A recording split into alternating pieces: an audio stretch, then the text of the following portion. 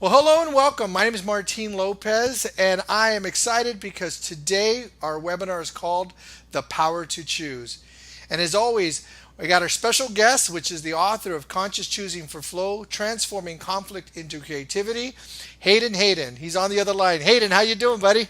Hey, Martine, it's awesome. Great recording this with you. I really appreciate our interaction and look forward to this webinar. Absolutely. I feel the same way. So, I was reading, I was reading the book, and we were looking at the power to choose because people make choices, but then to put that power forth and actually execute on that power. What what do you want to say about that? A lot of our choices are unconscious. Hmm. So what we're doing is we're raising the level of awareness so that we can make them consciously. I don't know if you've heard about the four levels we operate as human beings: unconsciously incompetent, we don't even know what we're doing, or unconsciously or consciously incompetent. Hmm. We're aware we're not doing well, and if we raise our awareness and learn different choices, we can do it consciously competent. And if we do that long enough and it becomes part of our life, we can become unconsciously competent. So, one of the things that we do unconsciously with other people is we ask ourselves an unconscious question that seems to be running underneath the surface, which is, what is the worst and most personal way I can take what you just said or did? And that invokes a whole fight flight response in us, of getting angry and we take it wrong. That's an unconscious question that kind of runs underneath the surface here. And so what we like to do is raise that question to a conscious level, but something that's going to create connection with us and other human beings, which is, what need of theirs are they trying to get met right now? And if we think at that level, we can have a greater level of interaction that works for them as well as for us. So, did I answer your question? Yeah, absolutely. It made me think of a movie that I watched this last weekend with my son. We were watching The Hobbit. And Uh in The huh. Hobbit, there's this interaction where the one main actor is interacting with this dwarf, and he says something, and it's totally just a question, and the dwarf just goes berserk. He just went off the hook. The answer that how he responded was not consistent with the question, Uh and huh. I'm thinking right now he had a choice at how he wanted to answer that question. Absolutely. So, one of the things that we bring out in the training is this quote from Viktor Frankl, which says, in between the stimulus and response, there is a space. And in that space is our power to choose our response. And in our response lies our growth and our freedom. So we want to open up that space a little. Sometimes the interaction between what's thrown at us, a judgment, blame, or complaint, is so immediately, we just respond immediately. So we want to open it up a little bit and say we do have power to choose between that stimulus and response. It's almost like, if we weren't aware someone was going to take a baseball and throw it at us and hit us, the response would be immediately, man, I didn't like that. That didn't work for me. But if we know they're going to throw that ball at us and we can catch it, and we can go, okay, so how would I like to respond to this judgment, blame, or complaint? Would I like to get defensive and yell back at them? Or would I like to ask them a question and say, I'm curious about that judgment. Tell me more. What's going on, to create more safety so that people don't have to self protect by us getting angry or upset at them? Yeah, that sounds terrific. Well, people are often saying that they have no choice. I hear people saying that all the time, don't you? Uh, you know, I had no choice. I had to do it. Had to do it, yeah. Had to do it. Well, the only thing we have to do as human beings is die. None of us can get out of that, but everything else we have a choice. So that's what we're doing. That's why we call the company Conscious Choosing, to be conscious of our choices and to slow down and go, I have a choice here. And usually, if we decide to do it, it's going to meet a need of ours somehow. So, let's choose ways that's going to meet our need rather than prevent us from getting our needs met by judging, blaming, or complaining. That's violent communication. Let's operate in nonviolent communication where people don't have to self-protect. So that's what we're talking about, the power to choose.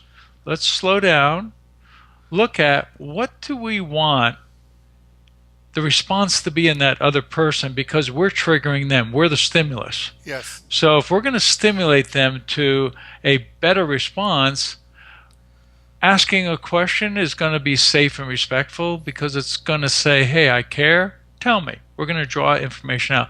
But if we make a statement, they may get defensive in order to self-protect. And is that what we want?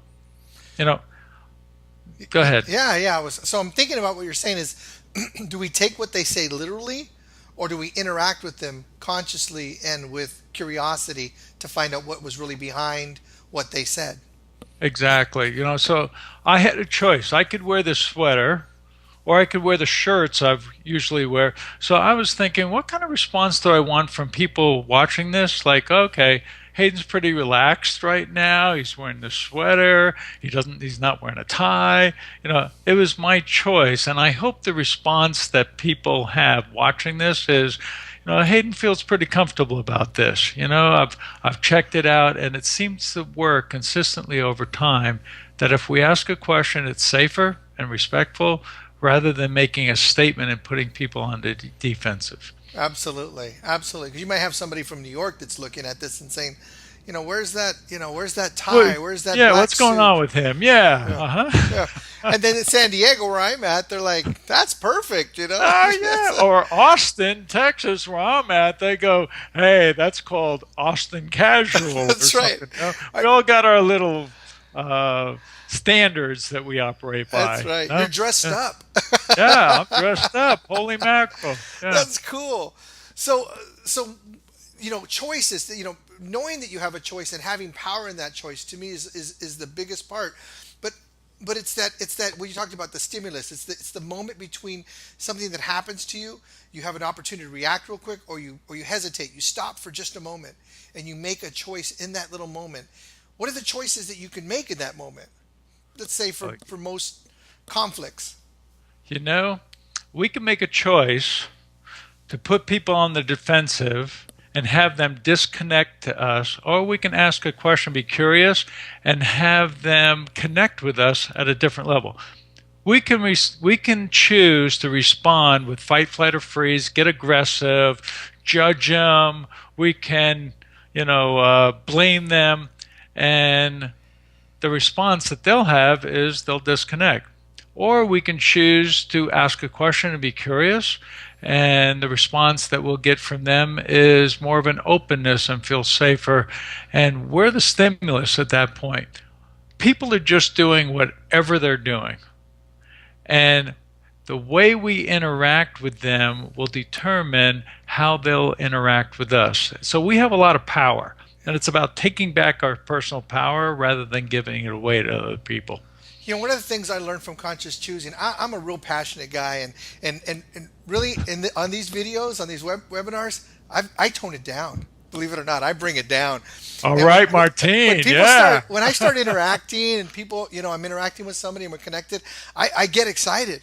And oftentimes people are looking at me like, hey, calm down. And it's not that I'm not calm.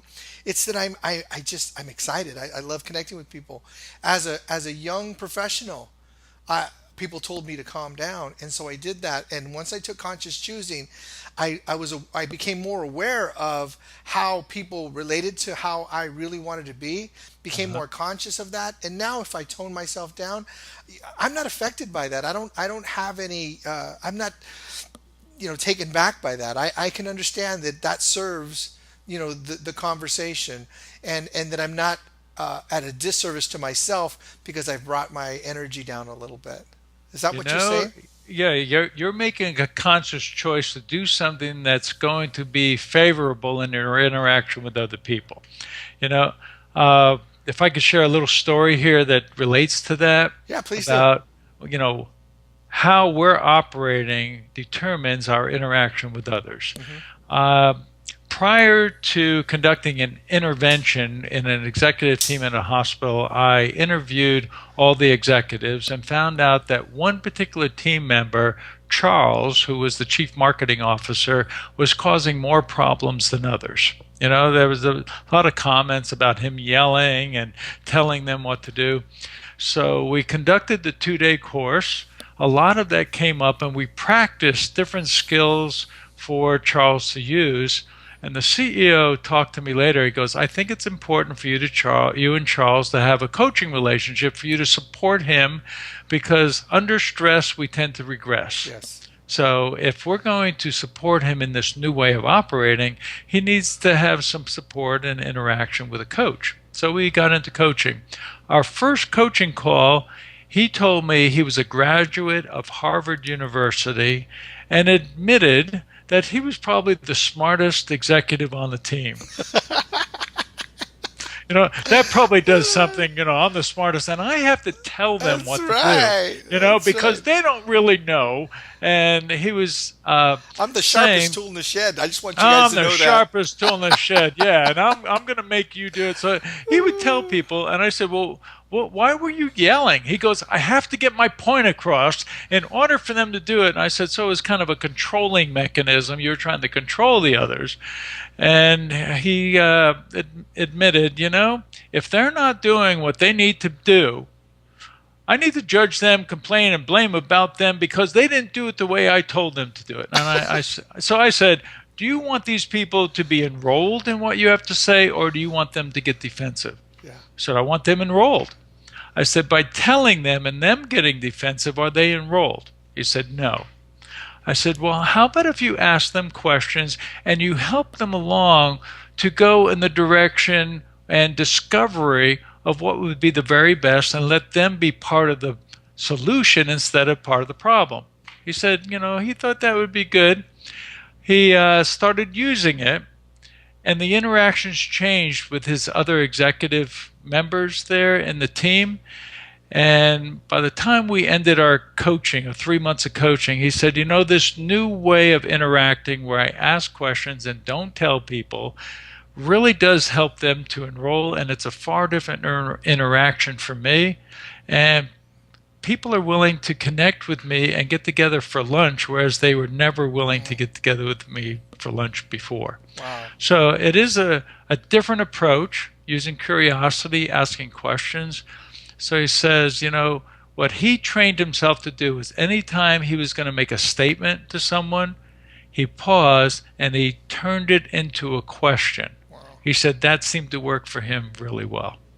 Wow. So that was a real life example of someone that was causing problems, and after changing his way of interacting, caused different responses in other people to connect rather than to disconnect and get, self-protect. Yeah, and to me that makes him the most powerful tool in the shed.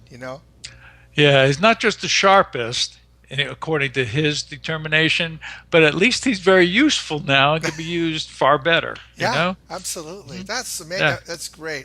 Well, we're committed to doing, our webinars 15 minutes, get in, get some good training in, get some good distinctions in, and then let everybody get back to work or back to whatever they're doing. And that's a choice we've made, isn't it? Exactly, because the response we want is people being willing to watch these, think about the concept, and we're following the concepts in the book, and allow people to consider them without taking too much time out of their workday. Absolutely. So we'd love for you to connect with us. There's a few different ways to connect with us. LinkedIn is a great place to connect with us. Hayden D.M. Hayden. That's the name that we're under in LinkedIn. Our Facebook page is Facebook/Conscious Choosing. Our Twitter handle is @CChoosing.